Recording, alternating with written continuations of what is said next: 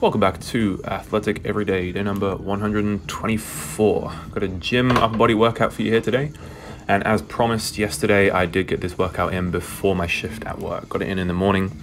It was a bit of a struggle though. I woke up this morning not realizing I had a therapy session with my counselor, and that session was at 9.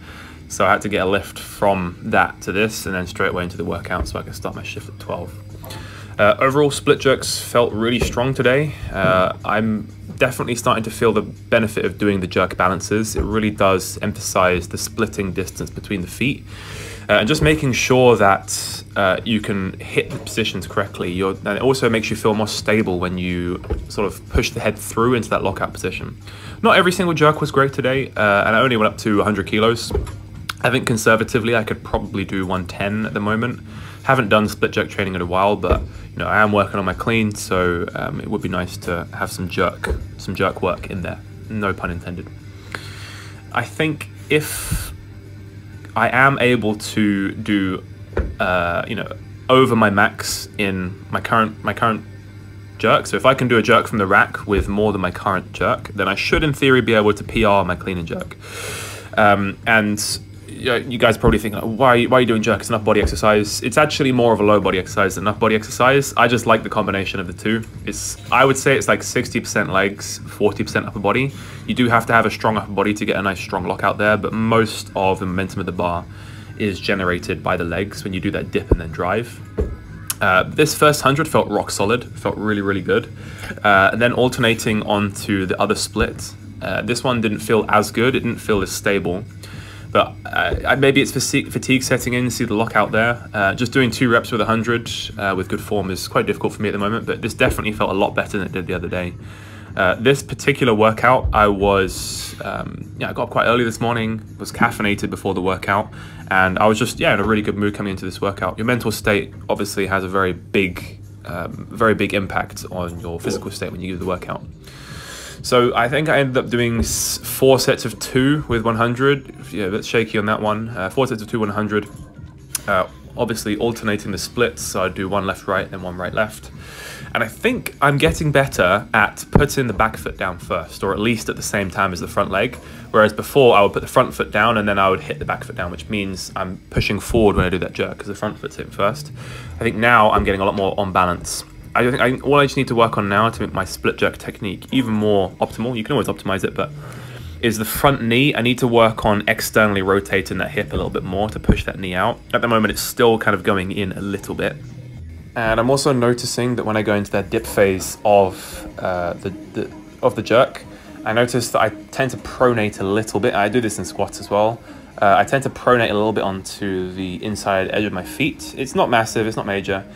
But I think keeping the weight on the knife edge of your foot, so the outside edge, pinky toe edge of your foot when you go into that dip portion of the jerk, then I think that can also help to control excessive knee valgus, because obviously as the weight gets heavier, then the valgus is going to get worse, or this pronation of the feet is going to get worse. So it makes sense to control that now, while the weights are still a decent relative proportion of my 1RM.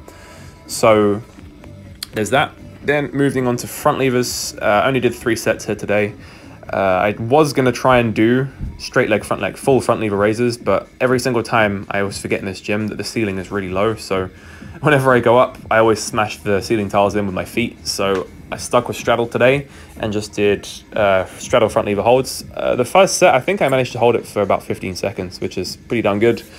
I just need to find a way to progress that that's not just holding it for time. I think it's just also improving my isometric pulling strength. Speaking of pulling strength, I also did some weighted pull-ups. I really like neutral grip. I was contemplating doing this with a supinated grip or a chin grip, but I don't know why, but when I tried it on this bar, it just felt really funky. It didn't feel good. It felt like my arms are too wide apart, but then again, it could also just be that I'm not used to doing that particular type of pulling. I generally tend to err on the side of, I like to do pronated grip, sort of shoulder width distance. That's the grip that I will use when I do muscle ups. And then I also just like this sort of, I guess this is shoulder width distance as well, maybe slightly narrower than shoulder width distance, neutral grip chin.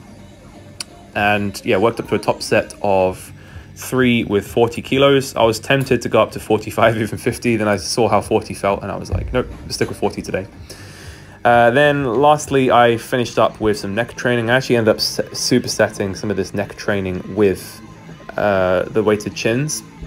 And as I mentioned previously, guys, if you saw a video that I did a few weeks back, this has got to be the best way to neck train without actually paying for any new piece of kit.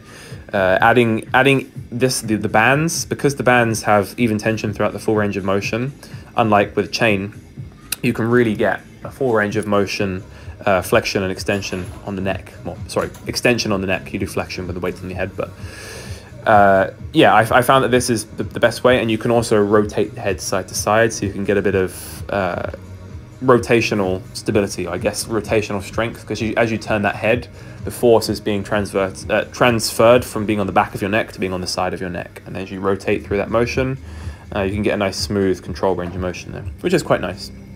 And it's also a full range of motion as well. Then I finished up with a little bit of arm work, tricep extensions. I must say I really like overhead tricep extensions, and I think overhead tricep extensions will have a lot more carryover to strict press, overhead press, and split jerks, because you're pressing tricep through a similar range of motion.